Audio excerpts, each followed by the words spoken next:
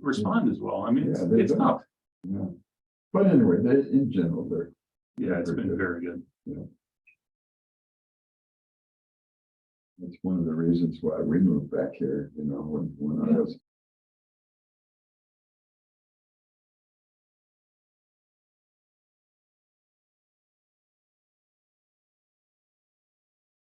At that point, I had a whole bunch of kids going to school and I said, Yeah, I know where there's better schools. yeah, I'm sure. Let's get out of this truck stop and go. Okay, I didn't realize you'd moved out I knew you were in California for a while. Well, I grew up out there and then I went back. When I went back in 74.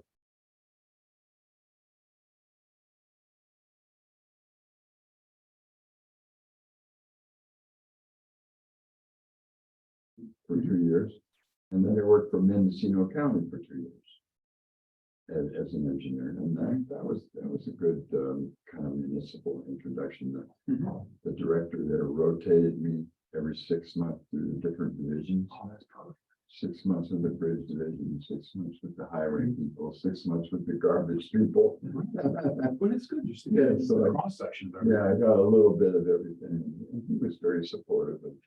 How many people were in the firm? Well, that was the consultant was the first 2 years, and that was really small. There was Yeah. like me, the principal, and the draftsman. Mhm. Yeah, well, and they had some field guys too. Okay. But they didn't work in the office. And then I left them and went to, that was in Davis. Okay, that's California. Yeah, and then I left and went up to Mendocino County and did that rotation thing. Mhm. Wow. So those for the county, how is that kind of how it works in municipal? Is it similar to our municipal? Is there a Yeah. county or? Yeah, they're big on counties out there. We don't have any counties. I mean, we have boundaries, but there's no county government. Mike, we're down here. County government is really big out there in the rural parts. Right. You know, you have incorporated cities within the counties, but the county does everything else. Hmm. You know, so we had 1,000 miles of road. Mhm. Yeah. I did an inventory on every single foot of road. Guys, Yeah, but you're too busy. never too busy for this. Right. So are the people going to be able to dial, get audio and stuff? Yep, well, That's all part of that? yep, all part of that. So, John, how are we sounding volume wise? Good, can hear you. Okay, Can you see it? You can see us. Okay. I saw you. I'm recovering. Scrub. Wow, I was expecting a lot more people here.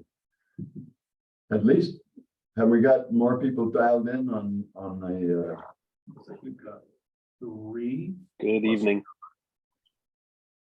Yep, 3 plus John. 1, 2, 3. Sam, hi Sam, Laurel, hi Laurel. And John and Alex. Okay, so that's Hi, 1, Lon. 2, 3, 4, 5. So we actually have a quorum, I think. I have this, unless there's a new one. Nope, that's the same one. Okay. All right, well, let's get started then. I hope everybody hear me okay? Raise your hand if you cannot. Yeah, I can hear well. Okay, great. All right, so roll call to order at 7:03. And I just need to see who's here in the notes. So we got Taylor, LRH, Derek. And then remotely, we've got John C, Alex, Laurel. And who's the other? Oh, and Sam.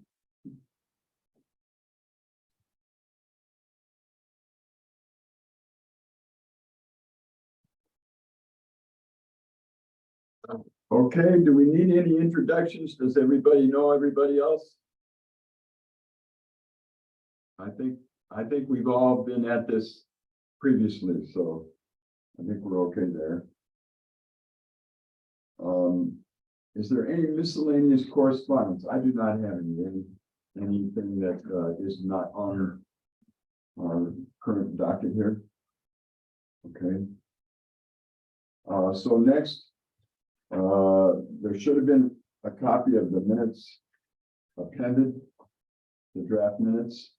Are there any corrections, edits, or additions that we should make to the minutes? Okay, if not, we could have a motion to approve them.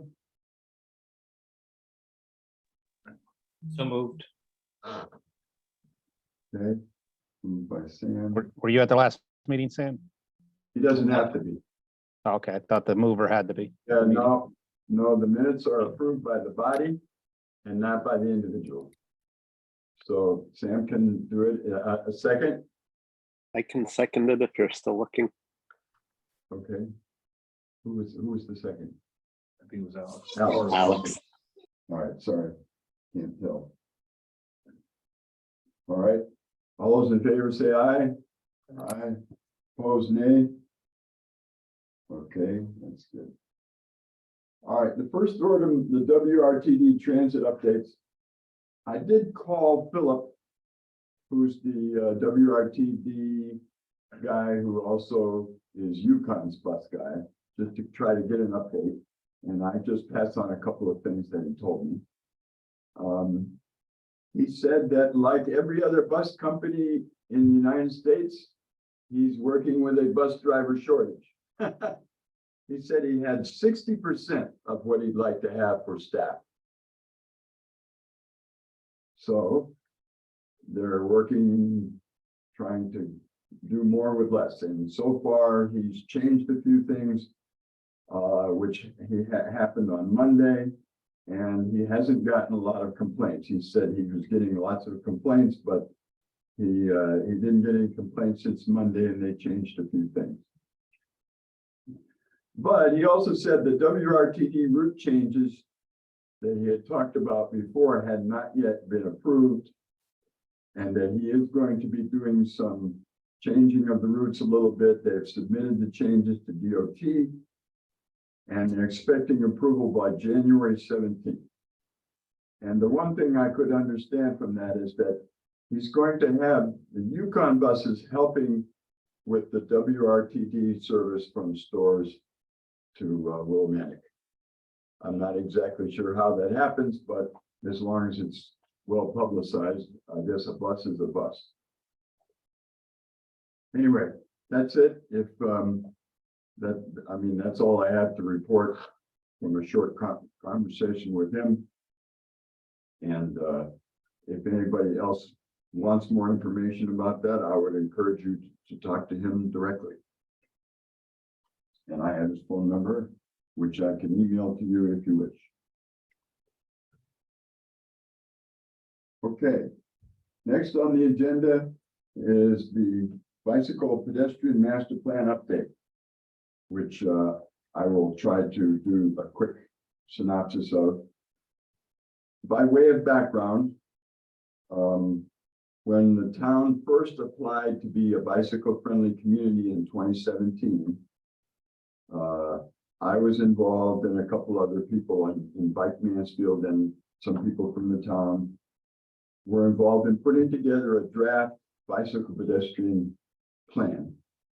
And we submitted it in draft form to the town planner, Linda Painter. And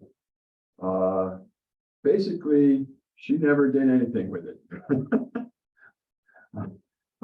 I called her numerous times. I emailed her and said, when are we going to try to get this thing moving? And she was always busy with zoning or with the latest Yukon problem at Four Corners and all kinds of other things. So it didn't happen. So then it came time for us to renew our bicycle friendly application again in 2021, which was kicked to 2022 by COVID. And so I went in to see the town manager to say, look, we had a draft and what should we do? And we agreed that we would update the draft to today adding, subtracting projects and doing things like that, so it would be more current. And then we would send that to the town planner and see how far we got. Well, since then, we have a new town planner. So maybe it'll get a little further with this one. But anyway, what I'd like to do is just kind of briefly go through it. Derek was very helpful. We worked on it together for a couple of months. And also the health district was somewhat helpful. And so was the town planner, who at that time was the parks coordinator.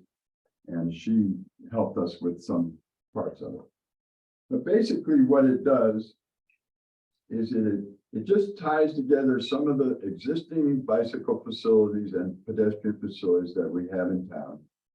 And kind of matches those with what we'd like to have both in the near term and in the long term. And so in addition, it also suggests that the town hire or appoint an active transportation coordinator, somebody who is going to work specifically on bicycle and pedestrian stuff. And one of the things that we suggested in the comments was that we could even share that with UConn. We've had other successes, I mean, the town has had other successes sharing positions with UConn. And so if there was a part-time person that worked part-time for UConn and part-time for the town, helping to further bicycle and pedestrian transportation in town, I think that would be a great idea. So that's one of the recommendations that the plan makes. But other than that, it goes through what we have currently, what the town currently has going on in terms of projects for bikes and pedestrians. And then it looks at the destinations in town, and I think there's 7 commercial areas, 13 school and recreation areas, and then a whole bunch more of parks and preserves and so on. And it tries to determine and make suggestions as to what connections should be made between those places and what new facilities are needed within those places. So to kind of cut to the chase, I would just like to go through what some of those projects are. They are on one of the maps that hopefully we can share the screen to get you on it. And if not, I will just kind of run through what the projects are that are listed in the plan. And the plan also makes some recommendations, of course, about trying to get grants and keep funding things and so on. Just one, bear with me one moment here. Yeah.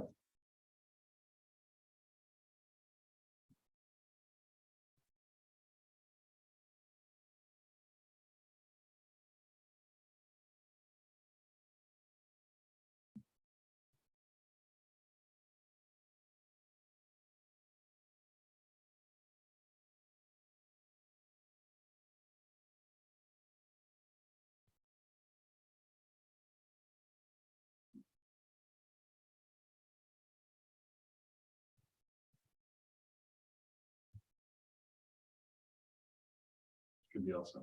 Okay, so that map that's on your screen, I hope you can see. Just by reading the legend, the projects that are shown in light green are in progress or expected to be funded very soon. The projects that are in dark red, and I'll go through what they are, but just so you have an idea of the color coding. The projects that are in dark red are projects that are pretty close to being funded or actually were funded. For example, the town thought there was going to be money for the path from the top of the hill at UConn down to Four Corners. That was going to be in the infrastructure bill, and somehow it got dropped out. But that's one of the top priorities, and so we listed that as something that's very close to being funded. as is, one other close to being funded project here. Just the one, you think? Yeah, just the one. There was another one. Okay. Moved it to green. And then the projects that are listed in blue are what we call near-term projects. We'd like to see, or the plan recommends those be done sooner than later. And then the yellow ones are the ones that probably are on the farther horizon of projects that. So the plan separates these by gaps and needs between the destination areas and gaps and needs within the destination areas. So in terms of the multi-use paths, which are 8 to 10 feet wide, the first one is that 195 from the top of the hill to Four Corners. Okay, and that's close to being funded. The next one is funded, and that's the Maple Road from South Eagleville to the middle school. Okay, that's this one. Yep. And then the next one is Birch Road to the Depot campus. But that's a long-term one. I have them by between areas. And so that would be a long-term is the yellow. That'd be this little piece here from Hunting Lodge over to Bone Mill Road. The idea being that the path on Birch Road would be extended all the way into the Depot campus, to the edge of the campus. All right. Then walkways between destination areas, all of which are long-term, include Pleasant Valley Road from Mansfield City to Mansfield Avenue, Mansfield Avenue from Pleasant Valley into into Wyndham, and 195 from Bassett's Bridge down to Riverview and the Big Y Plaza, and 275 from Separatist all the way down to Eagleville. So those are all walkway projects that are recommended between destination areas, and they're all long-term, at least in the first draft. Or the second draft or third draft or whatever it is, anyway, in the current draft, I should say. Then on bike routes between gaps and areas, these are also long-term suggestions or proposals. One is that 275 down to Eagleville would not only be a walkway, but it would be a bikeway that would be wide enough to safely travel on. Route 44 east to west. 2 east to west long-term suggestions are being made. One is on 44 through the town, and the other is coming up from Eagleville and then going out to the west or to the east on Dog Lane, Bundy Lane, Gurleyville, and Mount Hope roads. That's the other east-west. You can see on the map, there's 2 east-west suggestions there. Okay, then moving on to gaps that are within the destination areas. As I said, we ended up with 20 or 30 destination areas. So gaps within the areas would include the Maple Road project, which is the 275 project from Maple to Separatist, where they're designing now off-road path, and that's on the south side of the road from Maple to Separatist. The Hunting Lodge extension, which is the little piece that goes by the Quaker Meeting House. That's also a proposed multi-use path and design. And then a little extension of the Birch Road multi-use path to the Goodwin School. Depending on what happens to the Goodwin School. But if it becomes something that is either active recreation or something that needs that could use it. We have that down as a near-term project as opposed to long-term. And then finally, the last multi-use path, long-term project is 195 from where the path ends at the Liberty Bank, extending it to Birchwood Heights. So that little neighborhood could be connected to the downtown area as well. And then there's a whole bunch of walkways within areas, and I'll try to get through them quickly. First of all, on Route 275, from 195 up to the town hall driveway, right out front here, that we have as in progress, because I believe that can be done by the town. It's actually part of the community challenge. Grant. Oh, it's part of a grant, which we'll get into later. Then a walkway down Westwood Road so that it matches Eastwood Road. And then some walkways to connect things down by the mall.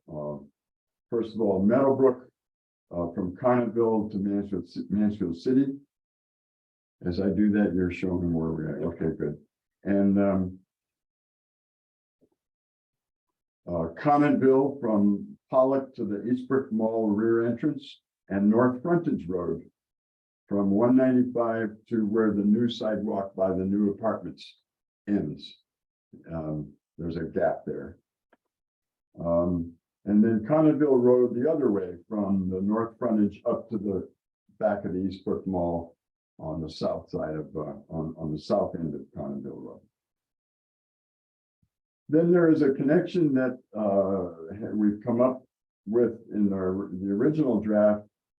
There is a possibility of going to be able to walk from Birchwood Heights to the end of Birchwood Heights onto Monticello Drive, so that the Davis Road whole neighborhood could come down Monticello, go up to Birchwood Heights, and connect into the downtown that way.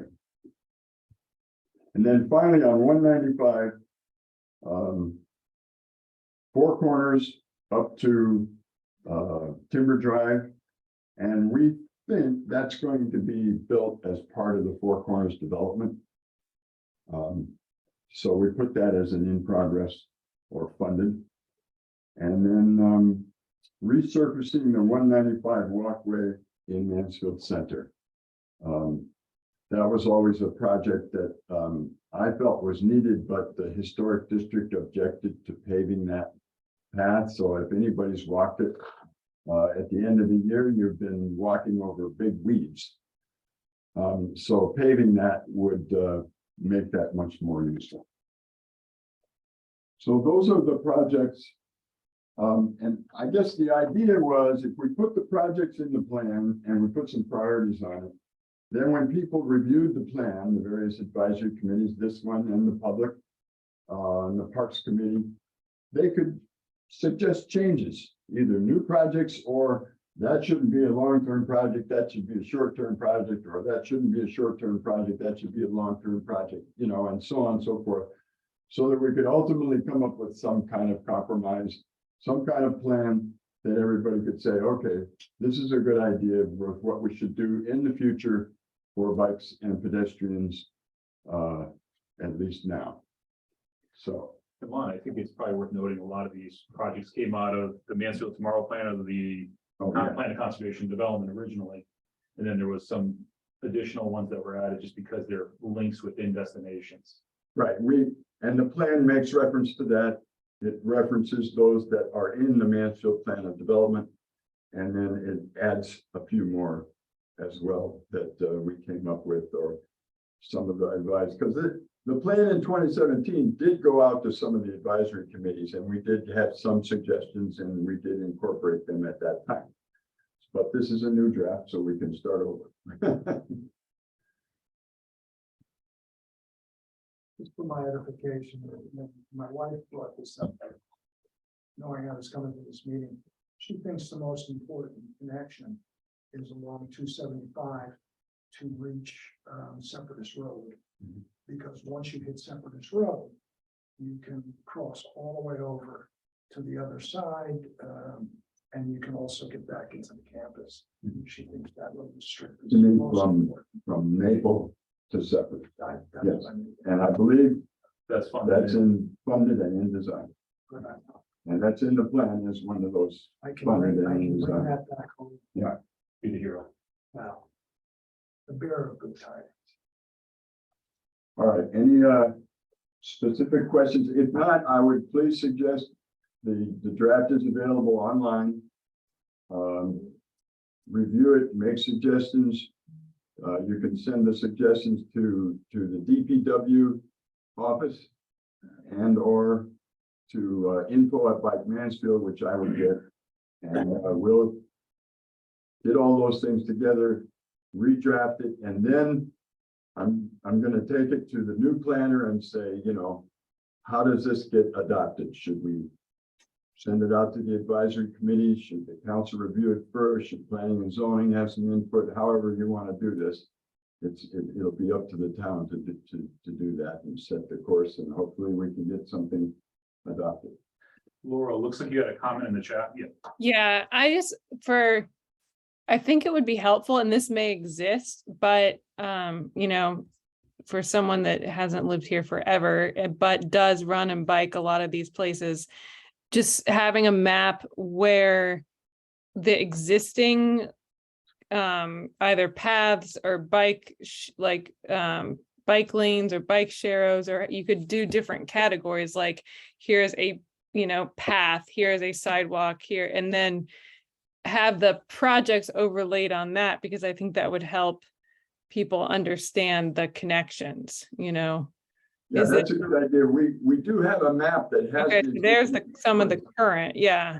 But we don't have them superimposed with. Yeah, I think that would be helpful, like, as far as seeing the connections, because in the proposed projects, they kind of on their own look disjointed, but if you see them overlaid with what exists, you can kind of get a better story.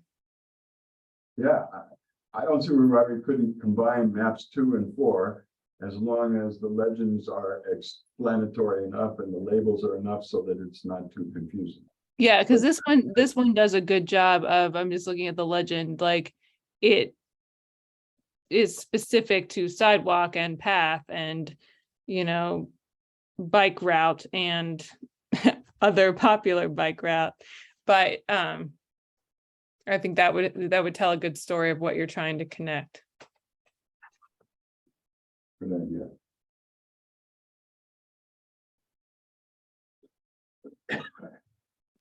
Do you see any need to separate off road facilities like on this map too? We have hiking trails.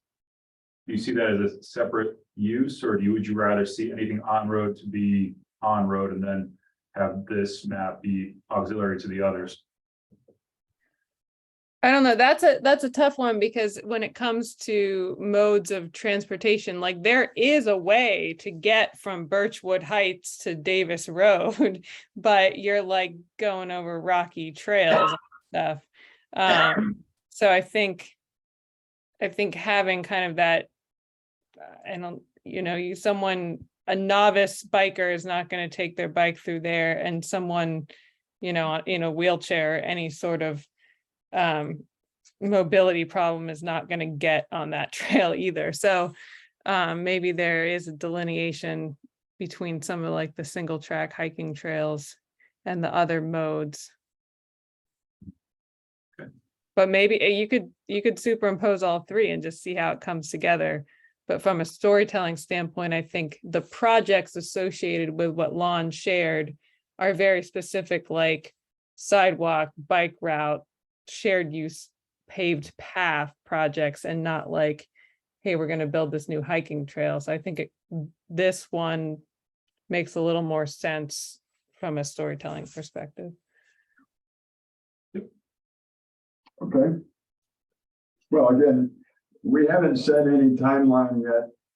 So after I talk with the town planner and we get some feedback on this, then there'll probably be some sort of process that's set up. And then we'll have some timelines. So I would just encourage, to get comments in the next 30 days or so, and then we'll try to move it through. Where are these maps available to us or to the public, or are they part of your grand plan? Well, they're in the plan, Okay, but they're hard to see on a small screen. yeah, So, we might want to think about making these available, maybe at the library and here at the town hall, so that you could see the maps and you could thumb through the plan. Maybe you have a few drafts that you can actually go through and then also see the maps. Because at least I found when you're looking at it online, you don't get the whole map, you just get a piece of it. And in order to get the whole map on a laptop, you have to shrink it to where you can't read it anymore. So maybe the idea of having, several drafts available for the public here and at the library and maybe at the senior center or something, would generate some interest and you'd be able to review it a little better than just looking at this map on your computer. Yeah, so the draft plan is available through the Public Works website right now. It is a live link that has the map. So if you're more of a digital person, you can zoom in on the various components and pieces and make commentary. And then I think we could definitely make paper versions for those that prefer paper. that's awesome. Thank you. All right, so we'll move on then to new business. And first, we have area transportation project updates. And I'd like to invite our DPW representative to fill us in. John, you want me to take that or go ahead? I'll start and you can, anything I miss. I mean, looking at the minutes from the last meeting, we did do a lot of paving this summer. We did a lot of mill and pave. I don't have all the roads in front of me, but I believe it was 11, Derek, does that sound right? Something like that. Sounds great. I'll pull up the paving projects from and share that screen so you can, if you wanted to mention them, you could. And then we just paved recently Fern Road and up the piece where it connects Fern onto Coventry down to 32. And that was a lot of drainage work. And we're still working on Browns Road as far as drainage work there, and that should get paved in the spring. And then the grants that we have out there, that some of them were just in Lon's presentation. We have lots of grant for half of Maple, and the other one is still in the process, but we've been told it's going to get approved. So those are just coming. That's going to be, who knows what the price is today, but at least in the $5 million range of other people's money to pay for that complete street of Maple Road. Obviously because it's a state funded, it takes some time to get those funds and get the project through, but it's coming. Derek's got the map up there. Yeah, and John, that's full reconstruction of the roadway, basically reestablishing the profiles, horizontal, vertical, and a multi-use path.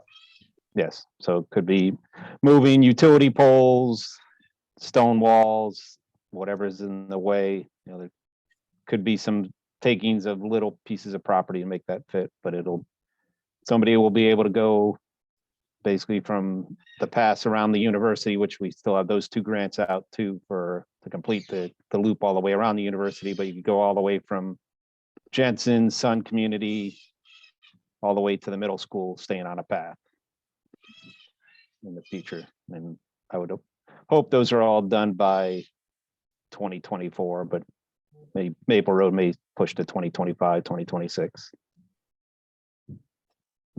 And I have a question, John, on that. yes, What about the little piece of Spring Hill between the end of of Maple and the middle school. Is there anything? Yeah, the project actually takes the path all the way to the middle school. So Okay, even though we say Maple, it does include that piece of Spring Hill. okay, I never knew that. Thank you. Well, that piece is well paved and very wide right now. It just needs the path.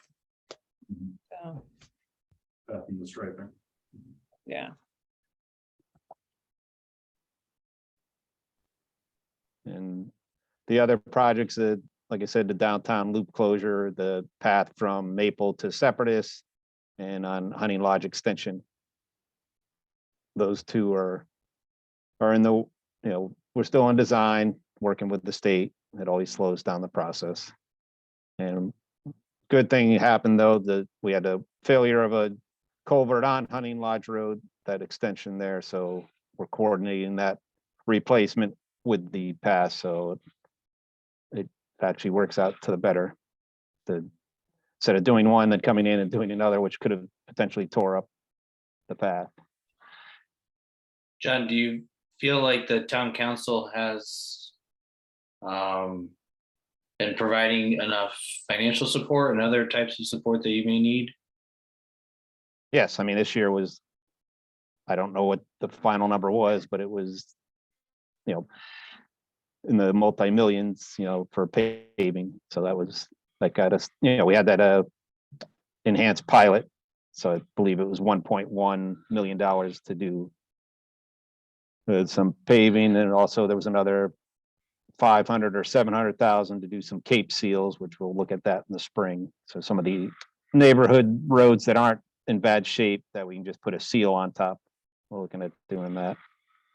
And just for anyone else's information, John's done a really good job of giving the town council information, and what I think our goal is, at least with the discussions I've had, is to add extra to the paving so that we can complete these projects, not just for an eye towards vehicles, but multi-use, and get to a point where we're just doing more preventative than we are replacing. So thank you, John, for that. Thank you for the funding. And also on that, we did get some approval, which we haven't gotten yet, for the rapid rectangular flashing beacons on South Eagleville Road.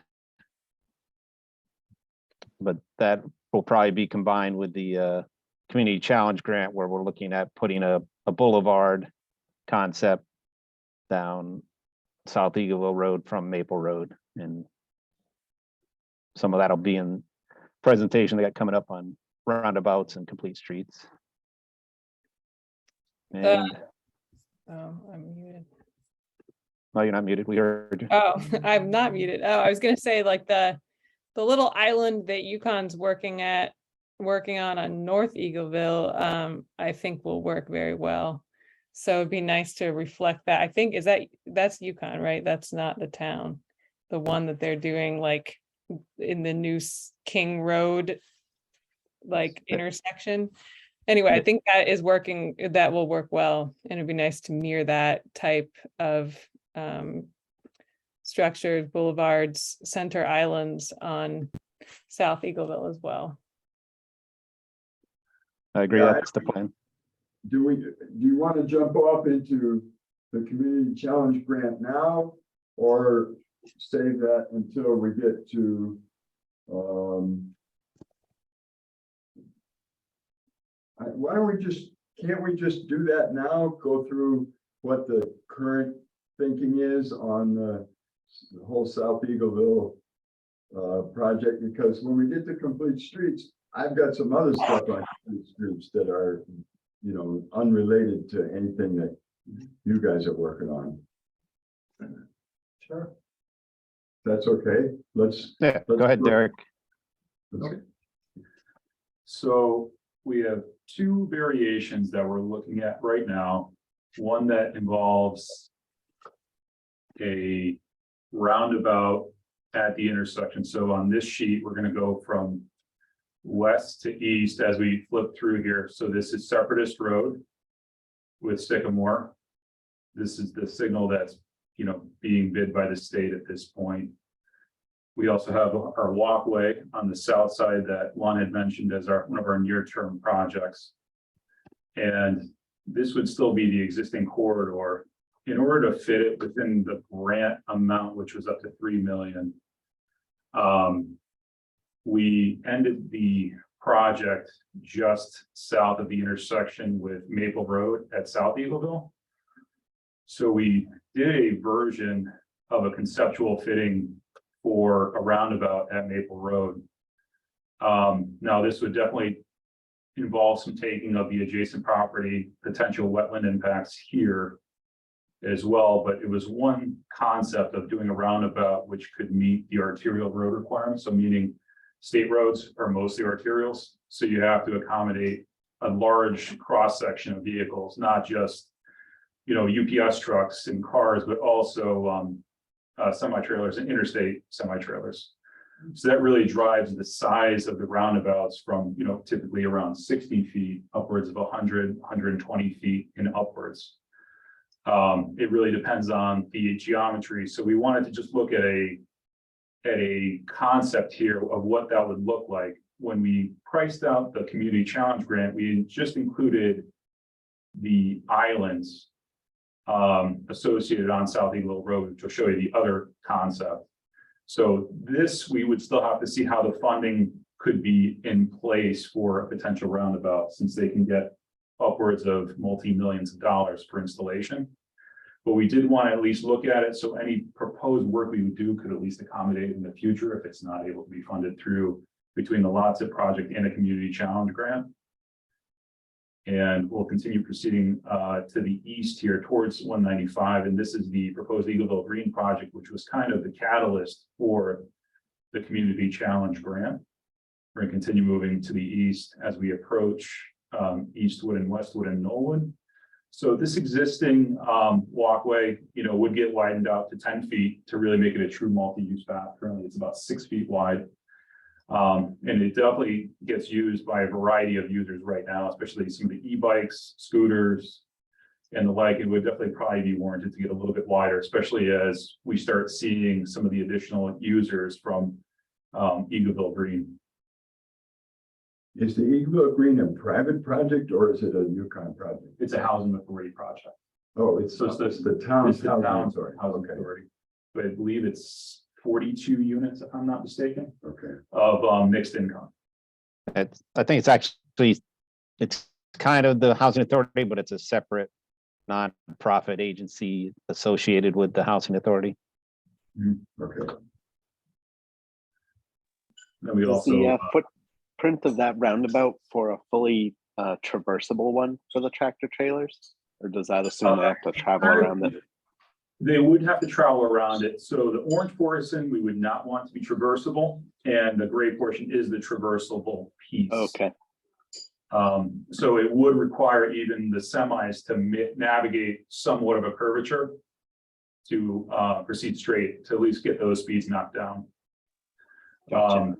You know, as we start to get more into a detailed design of any roundabout, you have to start to consider what the design speed is of the roadway, what the actual operating speed is of the roadway, and then how much you can ask these vehicles to slow down to approach it. So there's a series of things as we start getting into detailed design that have to be accommodated in terms of that. And one of in the RFQ that was just issued earlier this week for a design consultant to start to begin to design this at a higher level and to get more into detail for the boulevard, starting from Maple Road towards 195. That RFQ went out this week to include analyzing and looking at the feasibility of the roundabout. It looks like we can fit it with some minor takings, but again, we'd like to get a little bit more in depth. So we at least wanted to do that fitting study. And this is at Maple. This is at Maple. What about at Separatist? Well, so Separatist 5 years ago, I think 2018, 2019, John. I think it was somewhere in that vicinity. 2018. we had a resident that actually wrote directly to the commissioner requesting a signal at that intersection, and it started a process of going before the traffic authority and also back to the state to basically pursue a signal at that location. And now that was in 2019. They indicated they had funding available. And it just went out, it just bid this month in 2022 for construction, potentially in 2023. That project is part of a multi-year signalization upgrade project. So it could take several years beyond that for it to be finally installed. So we did look at some roundabouts at that location, just from a fitting study perspective today. I know there's been some discussions about that. I didn't bring it to this meeting. But it would involve, steepening the driveway on Sycamore, which is the driveway to the south here. And looks like it may exceed the allowable by the design standards for the DOT. Doesn't mean that it's impossible. It just needs a lot more design and review than Yeah. what I could really do in the time frame. Yeah, right. For this meeting. It occurs to me it might have to move away from that wetland, move with that west. Yeah, there's a wetland here to the west. And there's actually a fair amount of flat area in this location. That it could get accommodated to, but as we move it towards Sycamore, depending on what, again, this final orientation, we start to get into this really steep slope.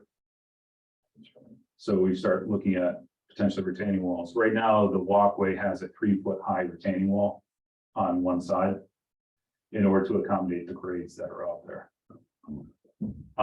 So anything we kind of start to do, we start looking at retaining walls or potentially filling wetlands at this location if it ends up sliding forward. But I wasn't satisfied with the way the fitting study was going without a lot more detailed design on my side.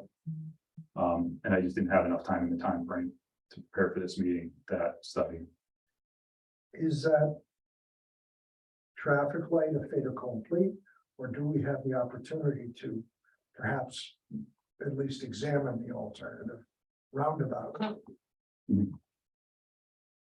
So it was, I would say that the signal, unless the town council or for the traffic authority says absolutely not, I think it's kind of, the signal is going to occur.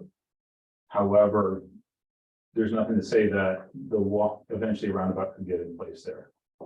After the signal's already put in? Correct. But you're still talking 6 years. Yeah, I see that. Like we have, I would say the fastest roundabout that was installed based on the ones that DOT has done that were not already a rotary was 5.5 years from design to construction.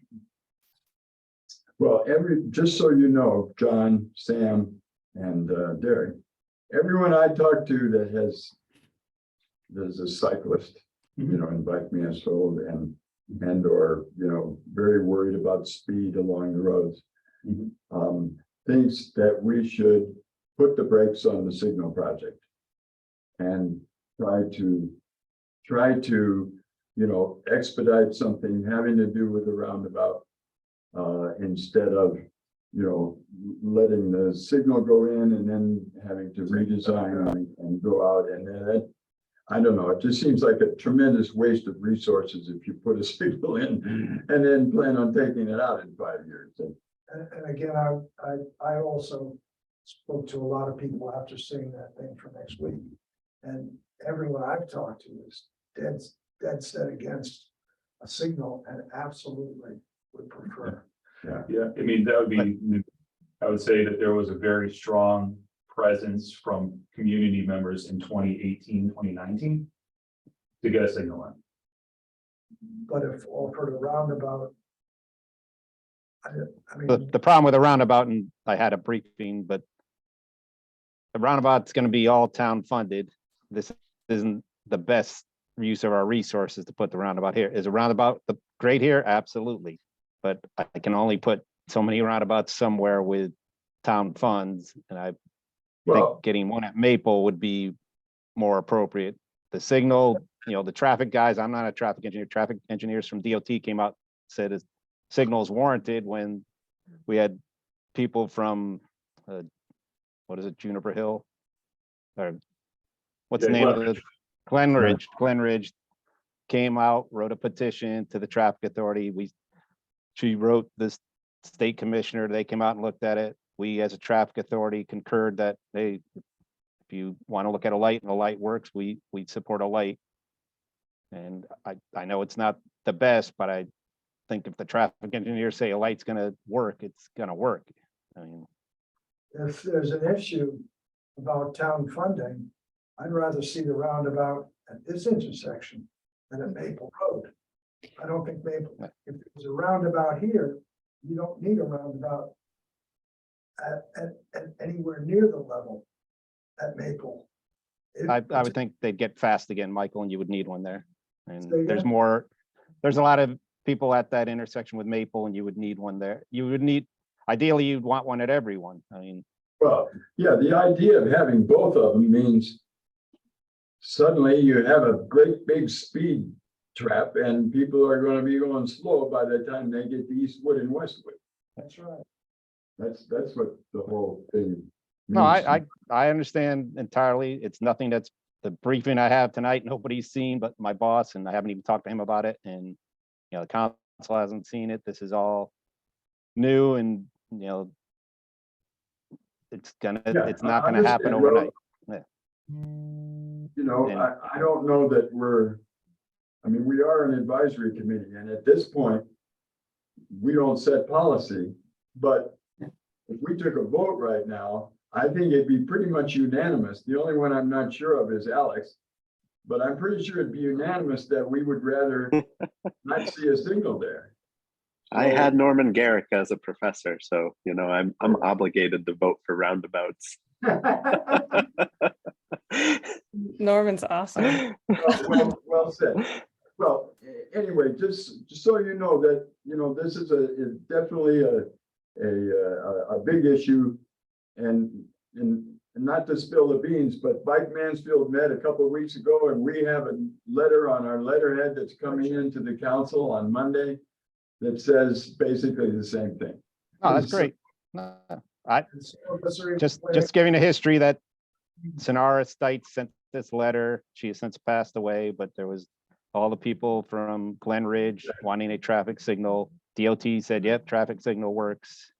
Right. And that's why Well- we're at where we're at. I mean, Well, Maybe it we doesn't need make a- it right. Yeah, maybe I'm we not- need Mike Mansfield field trip to Glen Ridge Yeah. to but explain. I have had people come in the office, and I'm not gonna say who they were, but they live on Separatist, and they said they would love to see a traffic light there. And I said, well, what about a roundabout? And they said, oh, I don't want a roundabout, because they don't understand it. But, you know, Yeah, people get afraid of them. That's a big issue. I think they're great. Excuse me, go ahead. I was just gonna say, like, if you're gonna do a roundabout at Maple, which I'm pro roundabout, but I feel like the proximity from roundabout to light, even though that is a hill, and yes, people might get going, like, you end up getting a backup at the light that's gonna lead into the roundabout. And I mean, I had not seen that proposal for the roundabout at Maple, but I don't know if there's been any traffic studies done on the interaction of those two things yet. And then also, I think I remember bringing this up like at my very first transportation committee meeting when we were discussing this, but the sight line coming, I drove it tonight, and the sight line coming, is it east? Yes, coming east from, like, you know, Eagleville Dam area up towards Separatist is, again, like, you know, people are flying down that, and to be able to stop for a line of cars is always frightening to me. So ideally there's two roundabouts, but I do think if you're going to do one, Separatist is a better location, and then you could get away with like some traffic calming elements near Maple, similar to what they're doing at Kings Road at Yukon. I agree. Yeah, I mean, I hear the arguments. My concern is, you know, the fatality was at Eastwood. Mhm. Maple is closer to Eastwood.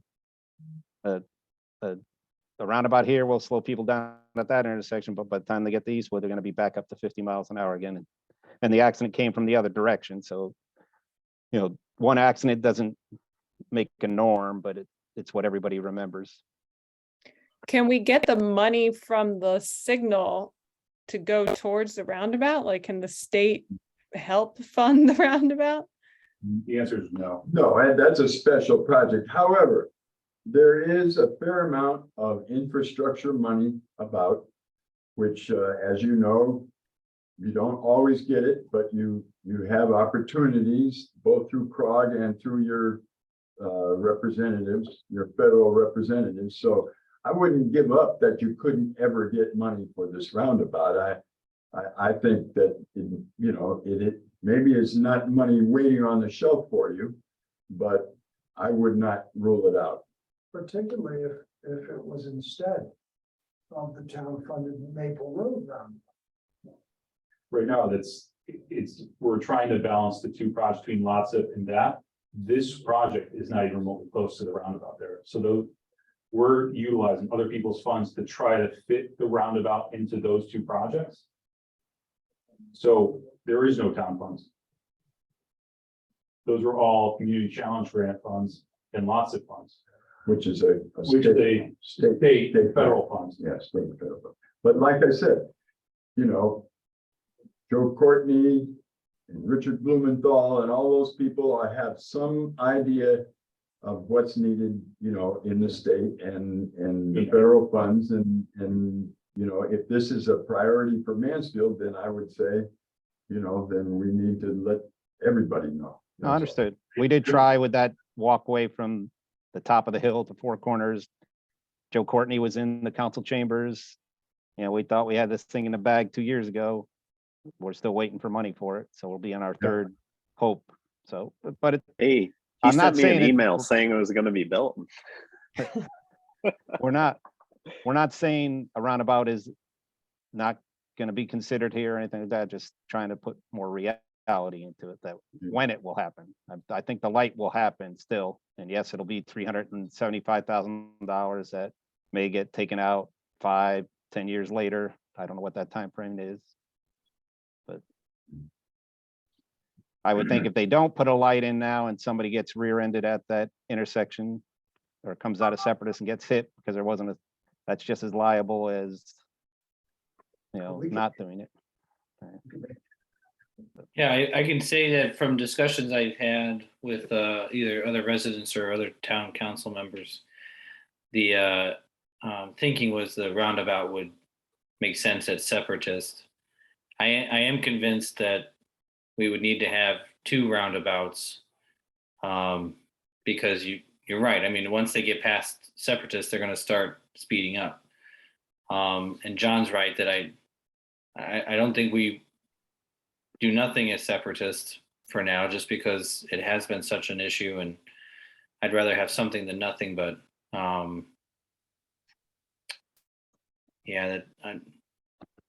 don't know. I don't know if there's other funds that we can try to get, Roundabout? through the town, but I mean, we'll look, we'll do the best we can. We'll talk to DOT about the traffic signal and see, if something different can be done, but we're talking something that's under $400,000 to, in my presentation, I'll show you some others that are going to be similar to the Maple roundabout. They're all were in the $3 million range. A roundabout isn't the Hunting Lodge, Birch Road roundabout. These are right. Cape Cod Rotary almost roundabouts, Yeah, it makes sense that we'd have to, accommodate tractor trailers. I just, in my mind, I hadn't thought of that when I was thinking of this kind of a project. All right, is there anything else we can do to, I'll write up in the minutes about our concern, and council gets those minutes. And I know people are coming Monday to the council meeting from other places to talk about this. So we may end up getting it again here to talk about it. We haven't really resolved it, but just so we know that it's a sticky issue here, and most of us think that the signal is not gonna be a good thing to do. And by most of us, I mean the people on the advisory committee and the cyclists that I know. And the sign, and the bike advisory, I think. Yeah. Like Mansfield. Yeah. Sure. Is Okay. there ever an instance where a town requests a road back from the state? And is there a lot of baggage associated with that? I'm not aware of it. You could question why is Route 275, which only goes from Coventry to Mansfield, a state road. I worked Well, I in the town of, believe because it connects 44 and, or excuse me, 32 and 195. I would think. So I've worked in Groton and we had Route 215 that never left the town of Groton. It was a state road. It goes into Noank and Mystic, but those are all villages of Groton. But it was a state road. I never understood it. So Yeah, good question. So I just don't know two the That answer. makes it- You know, when it's a state road, the state maintains it.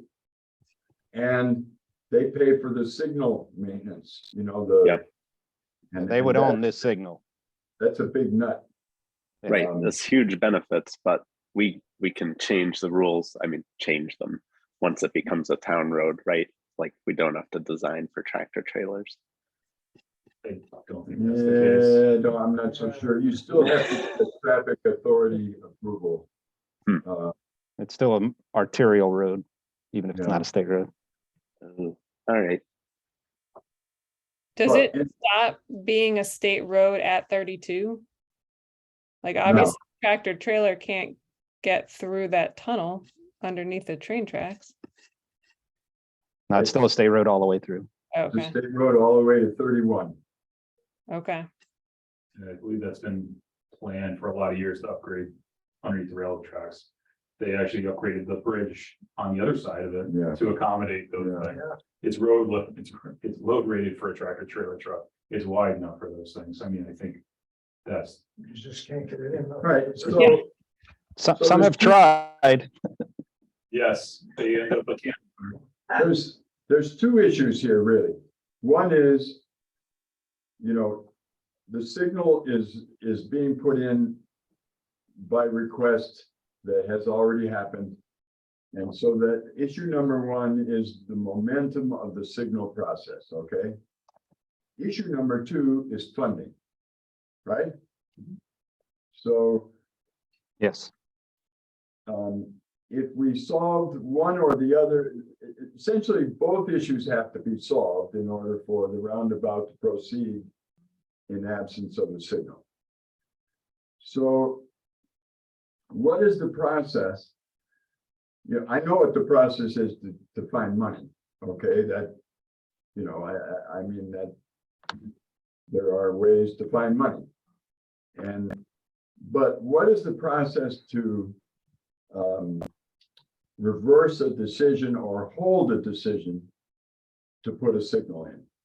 I mean, would that be something that has to go to the council and to the traffic authority and to a public hearing or something, since you've already set this public thing in motion? I mean, how would, if somebody, a reasonable somebody wanted to change that momentum, what would they have to do? Who would they have to convince? Good question. I'm gonna assume, and I don't know if this is right or not, that the legal traffic authority that a town could contact DOT and say, upon further review, and I'm not saying that that's what we would do, we don't want a traffic light here, and then DOT would make the decision. It's their road. They usually have to get the town to buy off on what they do on their road. We bought off on it 4 years ago. They're gonna say, why are you changing your mind? Right. And Right, but that would be, so the. I think legal that's the traffic- process. Does the legal traffic authority answer to the town council, or does the town council have influence over the legal traffic authority, or how, what are the Well- politics there? Ryan is the legal traffic authority, and Yeah. he has 9 Town bosses.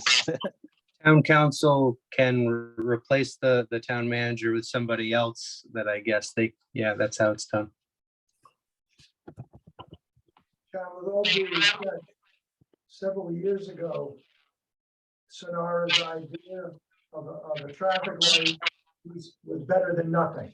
It certainly was a good idea to do something. But in hindsight, I don't think traffic circles were being considered in our current understanding. It was a new thing. In fact, we're still having some receptivity issues for people who haven't used them. You are correct.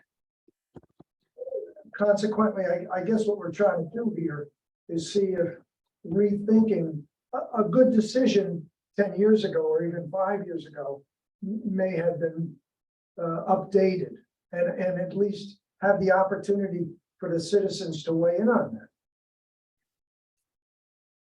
No, you're correct. And DOT, I've been told there was somebody in DOT who hated roundabouts. That person retired about 5-6 years ago, and now, they're putting in roundabouts throughout the state. Again, we didn't, with all due respect, most communities like this 5 years ago did not understand them. Mhm. And 10 years ago, I don't think anybody understood them in the United States. Lon did, he wanted to get one You got at one on- 195, Sorry. 275. That's a mini roundabout, yeah. It is. But it works. Well, Coventry has one that's on South Street. That's right. Mhm. Glastonbury has a whole bunch of them on Hebron We Avenue. got two of them, yeah. Yeah. Eric, why don't we just go to my briefing? I think that I'll try to whip through it. Anyway, Yeah, I think John wanted to just kind of do a quick briefing on the subject matter. Let's see. okay. Are you able to see the PowerPoint at this point? Not yet. Okay. I still see the community challenge grant.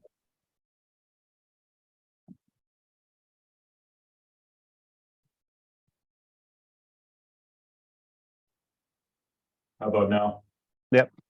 Looks like it's loading on my end. Yep. So go to the next slide there. So just, as I think you're hearing from us, we're pro roundabout. We've had 2 road safety audits and the CROG Eastern Gateway study. Every chance I get, I say roundabout. And Derek went ahead. This thing is not very happy. If Sonora was really small, she'd be jumping up and down about a roundabout. Yeah, for some odd reason, I'm only seeing a black screen where I should see content, I guess, but Can you see content now? no, still just seeing black screen. Maybe I'll log off and log back on if it's my device or something. Yeah, I can see the presentation. You can? Can everybody else see it? So roundabouts on state roads need to be much larger, like 100 feet in diameter.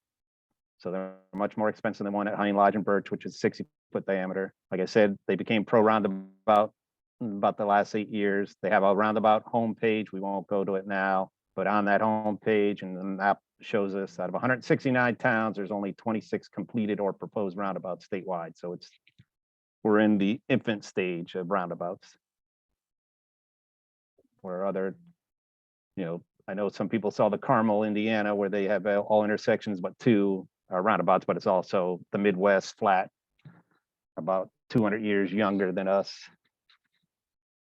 But you can see the blue ones are completed and the orange are planned roundabouts. So it's only 26 out of 169 states, or 169 cities and towns. Next, Derek. So on their page, they highlight these 3 roundabouts. I don't know if we want to look at one of them or not. I don't know if you can pull one up, Derek, or if that's going to be too much. That's fine.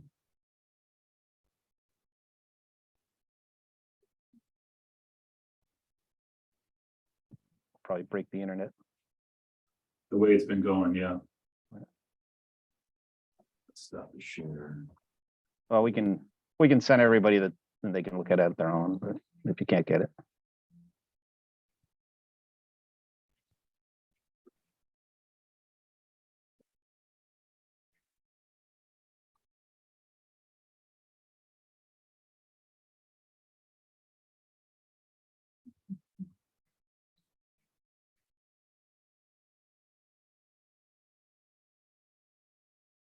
Any luck?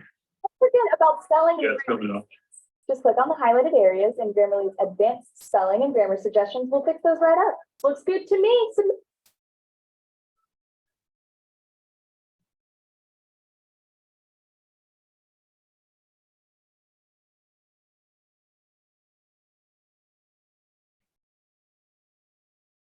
Is that a before and after? It is a before and after. Yeah. They have the drone footage. And you Wow. can see circulation. I mean, they are really awesome. You see it's an 18-foot circulatory, 14.5 truck apron, The Snow apron is shell.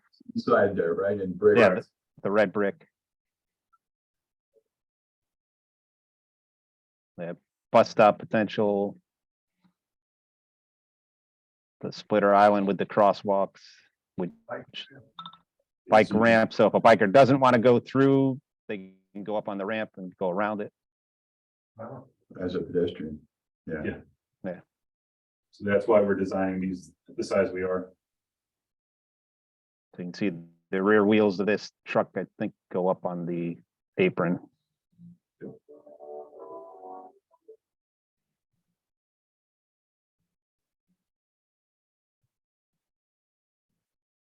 So it's a thing of beauty, cars are always moving, you know, they slow down a little, stop, but it's much better than a light or a stop sign. There's a cyclist in the lane, which they're allowed to do. If they're not comfortable, they can dismount and take the sidewalk.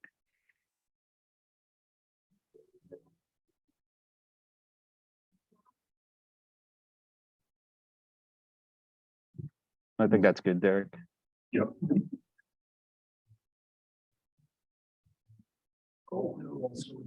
So if you got time, go to that page. Evening, everyone. Just if you Google CT DOT roundabout, and it should get you to that page.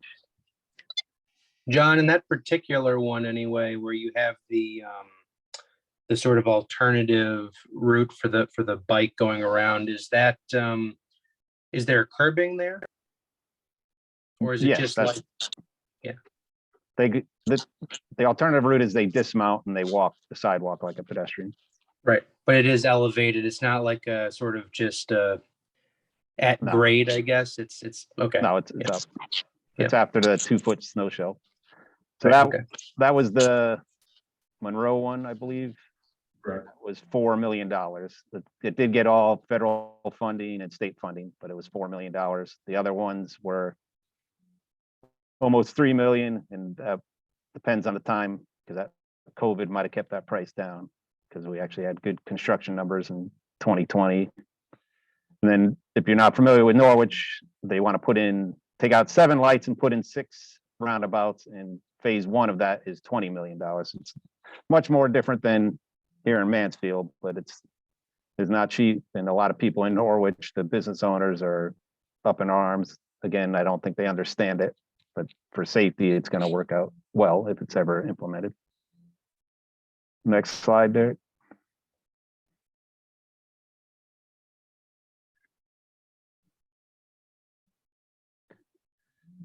So CROG, which is our quote unquote, county government, capital regions, council of governments, which Mansfield is one of 32 towns, I believe. They studied 8,158 intersections. They selected the top 300. Mansfield only got 3 on that list. One of them is not Separatist in South Eagleville, and it's not Separatist or Maple in South Eagleville. It was 3 major, more larger intersections. Not being on the list means we probably won't get any funding from the state, because when you apply to get a grant through CROG, through the lot SIP grant, local transportation capital improvement program, they're going to look at the list, say, well, you're not on our list. And Glastonbury, Hebron, whoever else of the 32 towns, if they're on the list, they're going to pick them above us. So that's where the ones not on the list, we would have to fund. Excuse me, John. Would it be possible that we weren't on the list because there was already a fait accompli traffic light already selected for that intersection? I don't believe so. I think they looked at all intersections, and most of the ones that they are recommending, like the ones that we looked at, I think those were, at least one of them in Guilford was signalized, I believe. So you agree, Derek?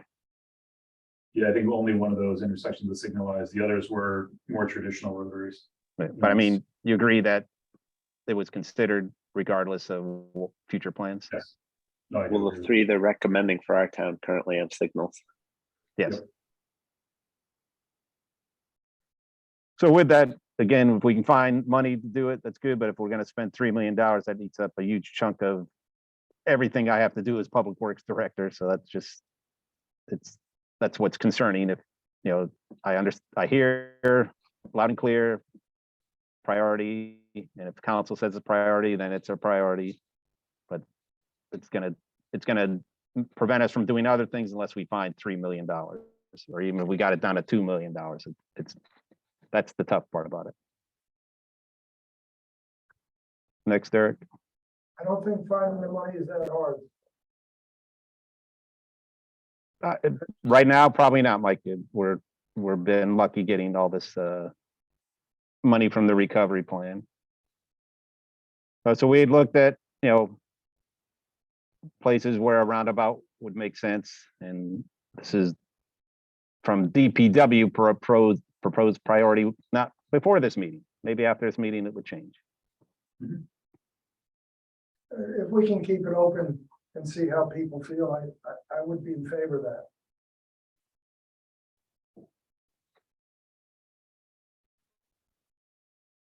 All right, next, Derek.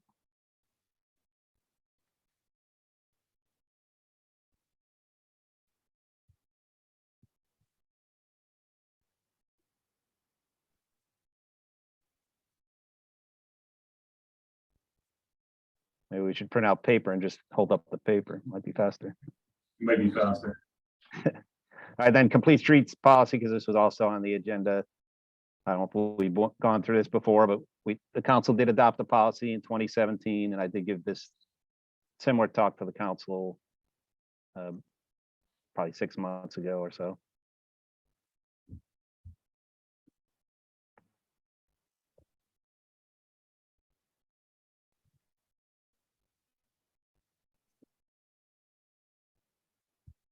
So the goal is to, you know, any major projects like the Community Challenge Grant or Maple reconstruction, those things we're going to look at as best we can to make the facilities for everybody, pedestrians, bicyclists, transit riders, et cetera, you know, taking care of the whole population and how they travel.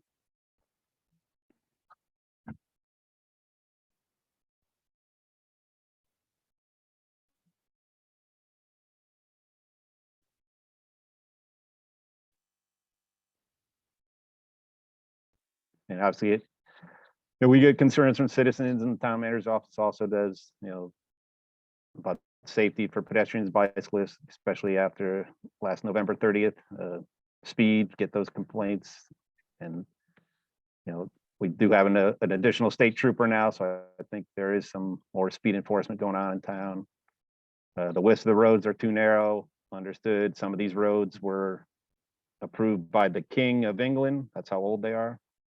So we have documentation back to the early 1700s, before we were a country, where these roads were created in Mansfield. So sometimes we're stuck with the narrowness due to that. And a speed hump, you know, we get requests for those all the time, and there's, you know, policy that was adopted back in '92 that we still follow.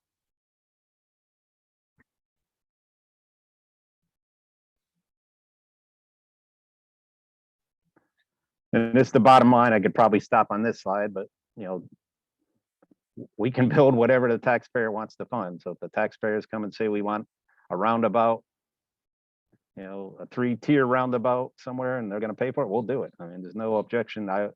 My department will do whatever we want done. And if we can get other people's money to pay for it, that's even better. And that's what we did with Maple Road.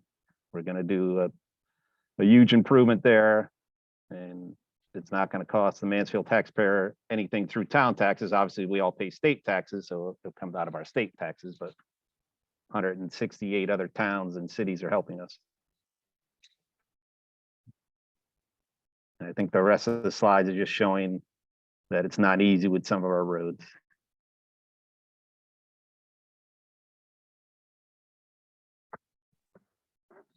Which we can send out that briefing. But again, just realize you're the first ones who've seen it. Hasn't been gone to council. Ryan and I haven't even talked about it because I've been out because I had back surgery. Okay, great. Listen, That's good.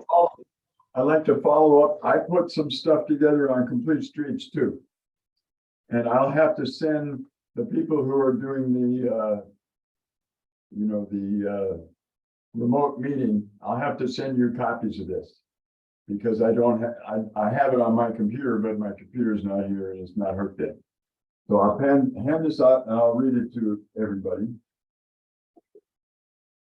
Lon, I could probably scan this and send it off right now for people. Well, except I'm gonna send them the worksheet. I'll send you part of this is just a list of things. And the other is an actual spreadsheet that I went through. And I'll send you that so you can fiddle with it yourself and understand it. But I thought when we talked about Complete Streets at the last meeting, we talked about trying to come up with a way of prioritizing what roads in town might be complete streets. So here's my thinking. Good candidates for being or becoming complete streets in Mansfield should, 1, be frequently used by pedestrians, bicyclists, scooters, or other active transportation, right? It's gotta have use. 2, it should be used by vehicular traffic at reasonable and safe speeds. Okay.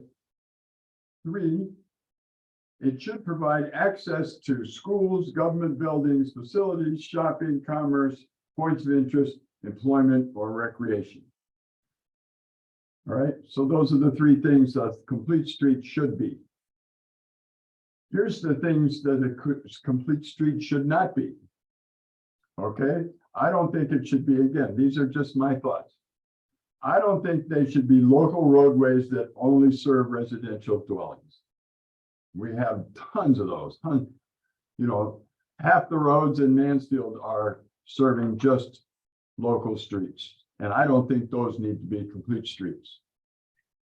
The town they shouldn't be a town previously designated scenic road. And that's because the scenic roads have things right next to the road, like trees, that we're going to immediately have a big argument about, is it scenic or is it complete? So I think scenic roads should be off the table if we're going to come up with a priority list. And the last thing is they shouldn't be arterial roads with high-speed traffic with frequent trucks and buses unless traffic calming measures have been successfully implemented. Okay, that's the key. In other words, a road like 275 could be a complete street, but only if you have successful traffic calming. All right, so then what I did is I made a little spreadsheet so that I could rate.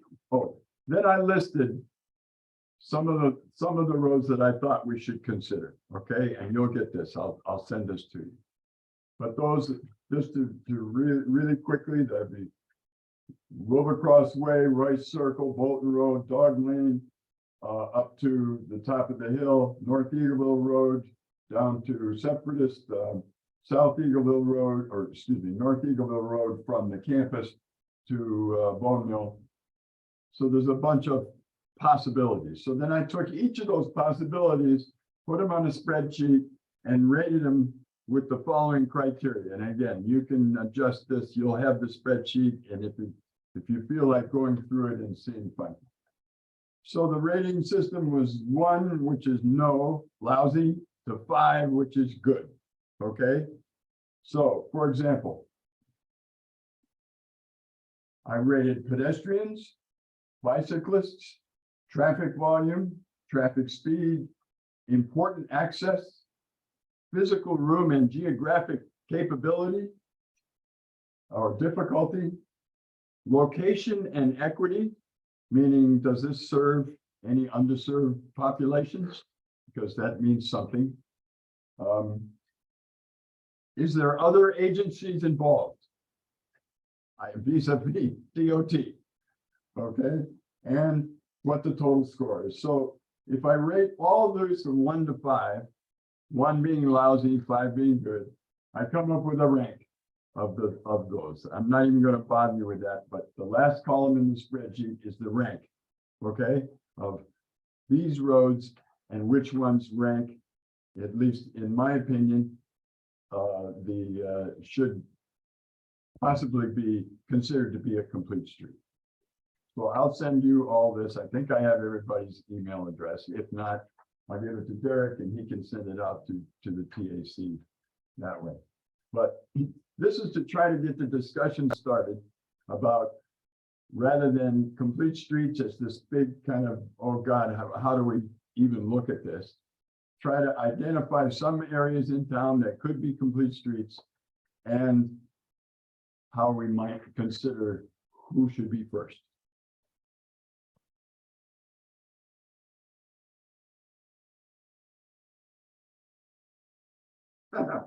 If that doesn't confuse everybody, I don't know what will.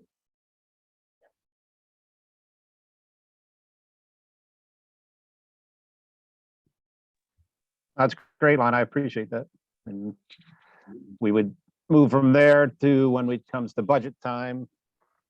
Try to put that in our capital improvement program or next lot SIP grant through CROG. We try to package something together. Right. Obviously, they all have limitations. The question is, which one has the least limitations that still meets the criteria? So, and certainly we can add, subtract, and whatever. It's just something to get us started. All right. It's getting late. We talked about complete streets. We talked about area of transportation.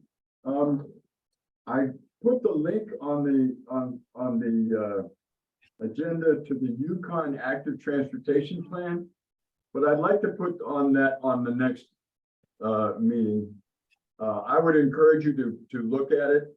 It's a really long, detailed plan. I printed out just the summary pages, implementation, and the actual project list that they came up with for Yukon. And it looks like there's about 50 projects on here. So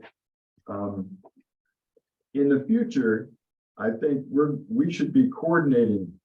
You know, Yukon's going to come up with what they think they're going to do for bicycles and pedestrians, and we should make sure what we're doing matches what they're doing. So that type of coordination can happen through this plan. This is just a draft. If you do have comments on the draft, I gave you Corey Clark, who's on the bicycle working group for Yukon. You could email her directly with comments, or you can give them to me and I'll forward them to her. But it is still a draft and Yukon is working on this. So since it's relatively late, I don't know that it's worth delving into detail on this at this time, unless somebody would like to.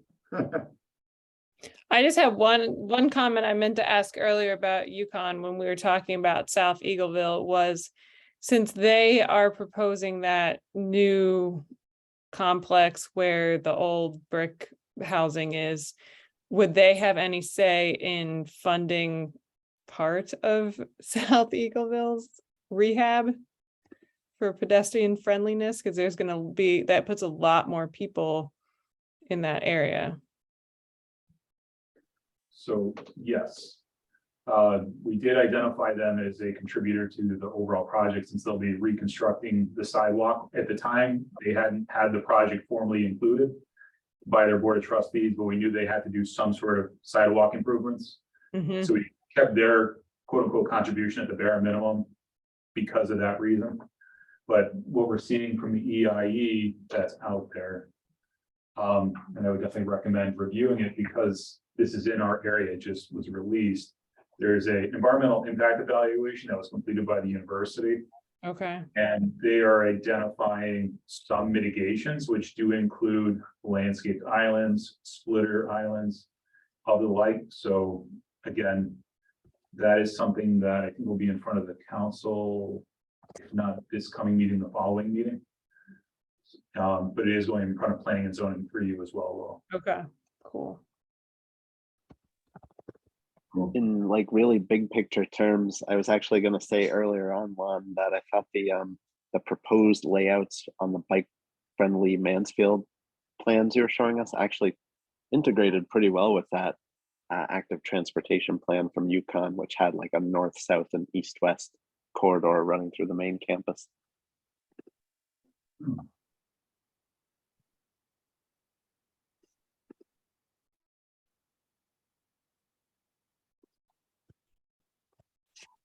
Well, I will definitely be going through the plan a little more, and, you know, we've been busy getting this plan done and getting the town's bicycle friendly application, and I just haven't had time to go through this, but I will go through it because I meet with Corey monthly on her bicycle working group, and if there are things to learn on behalf of the town, I'll try to do that.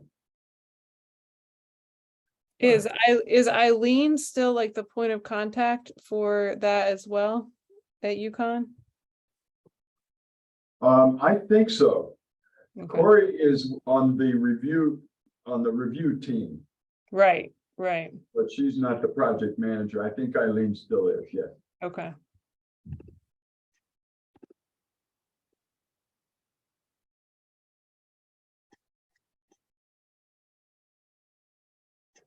All right. So next on our agenda is to approve or consider a meeting schedule for next year. And if we still try to meet at least once a quarter, that would be January 12th, April 13th, July 13th, and October 12th. Which is not to say we couldn't meet more frequently. For example, if some of this stuff that we've been talking about today needs to be talked about again in another month, we can meet and have a special meeting to talk about that. We'll kind of have to keep our ear to the ground and be in touch with the town and the Public Works Department to see whether or not that would be worthwhile to meet to further discuss. But anyway, does anyone else have any suggestion as far as the meetings? This would be the second Thursday of each quarter. If not, yeah. Lon, can you explain to me a little bit what you explained to me via email? Like if we, even though last week didn't work because this week is, even though this is still our quarterly meeting because we had to reschedule from last week, it's still a special meeting. Right, right. If the meeting is not on the adopted meeting schedule, Okay, then it's a special meeting. And okay, at special meetings, the rules are, and John or Ryan, correct me if I'm wrong, but you can only discuss, no, you can discuss things, but you can only act on things that are on your agenda. Yes, Correct. You cannot add to the agenda. And for all meetings, they have to have their calendar in by January 30th, I believe. okay, And that's why if you deviate from that, it's a special meeting. If it's the same day, if everybody said, hey, 7 o'clock doesn't work, can we meet at 6 o'clock? And we know well enough in advance, we don't have to call it a special meeting because it's the same day. But if it deviates from the day, it becomes a special meeting. got it. Yeah, but the way around that is to just make sure your agenda includes exactly what you want to discuss. Because your agenda, it gets set out, it gets posted, and it's advertised and so on. And then if anybody from the public or other agencies wants to come and talk about that, they can. Mhm. That's the whole point. It's part of the public information rules. Delon, Derek was texting back to me about, maybe getting ahead of the budget. So maybe we need to add a December meeting for next year. And we could do it this year too, but since we're adopting next year's calendar, because the budget starts January may be too late, especially now we're going to a newer system where I think Ryan, right, we're going to start a little earlier.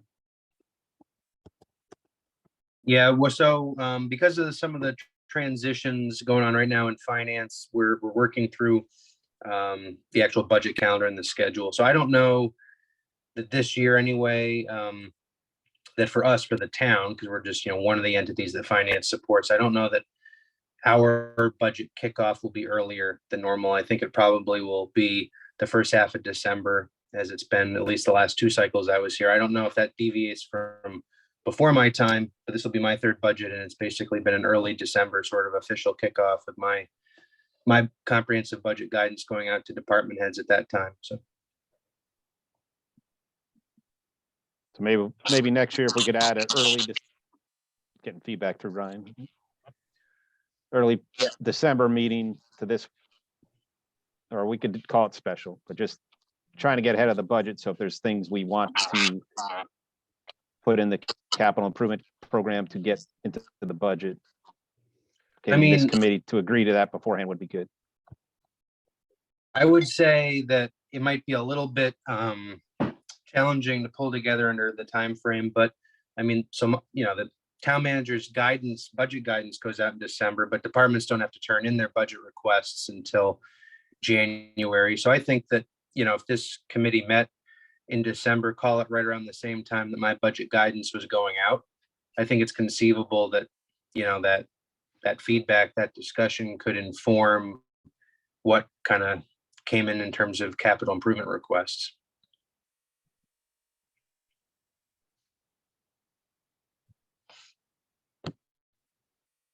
Well, then I would suggest that we meet sometime in the middle of November. Because Yeah, whatever works fine. if you're starting your budget in December, we want to give you information way before then. Mhm.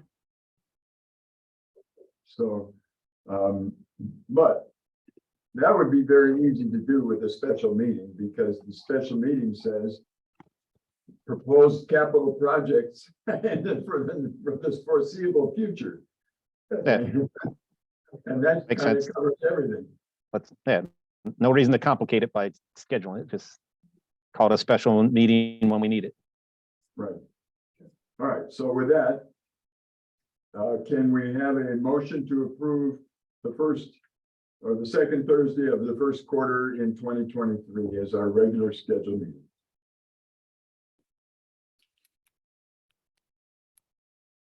I can motion that. You got Alex. that? All right, Alex moved. Can we have a second? Anybody can second. I'll say, All right. Taylor second. I won't be there You've gone for the whole year? Maybe? 2-3 months. No. All right. No, not for. Okay. All right. So if there's no further discussion, let's vote on that. All those in favor of setting up that meeting schedule for the official meeting of the Transit Advisory, please signify by saying aye. Aye. Aye. All those opposed, no. All right, passed unanimously.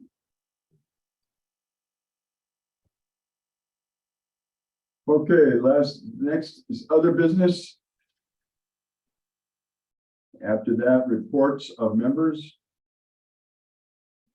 After that, next meeting, which I would suggest we will try to meet in mid-November. Okay, we'll set a special meeting for mid-November. Next month. Yeah. Yes. Yeah. To talk a little more about Traffic stuff. about safety projects and capital budget.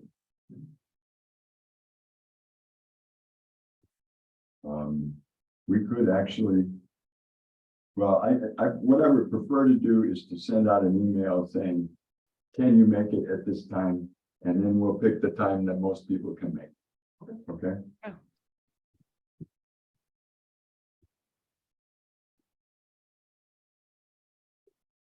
All right.